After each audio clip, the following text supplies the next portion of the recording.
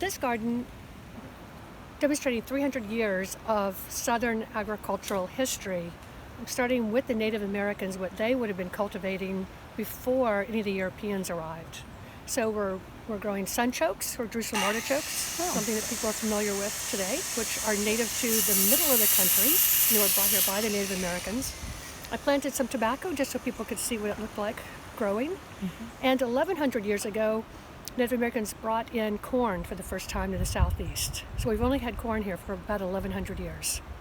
And that was being cultivated with beans and squash, and then later tomatoes, peanuts, sweet potatoes, white potatoes, all arrived from South America. So they're all Central American and South American natives.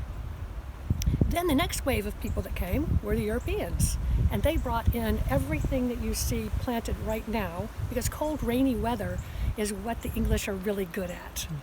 So we're planting fava beans, which were grown here in the 1700s.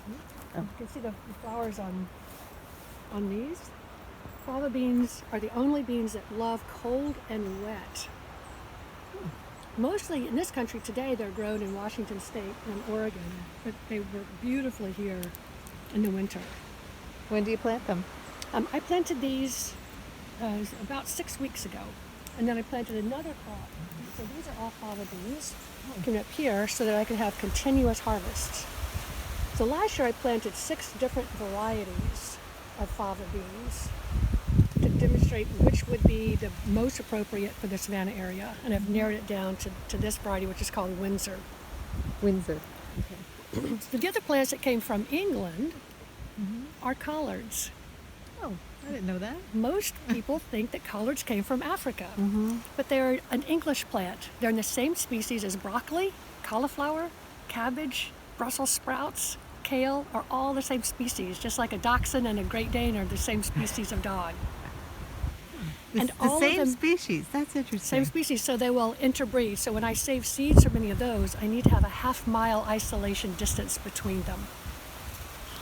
So saving seeds from the Brassica oleracea are pretty complicated. All right, well, let's see your collards.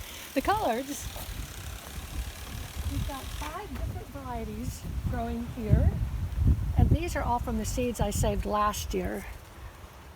And these are such a tender collard that you could eat them raw, straight out of the ground without even cooking them. Oh. They're sweet and tender and delicious. Much more tender and delicious raw than kale. Chefs are using kale a lot for salads now, but really collards are a far Really? greater Oh. choice.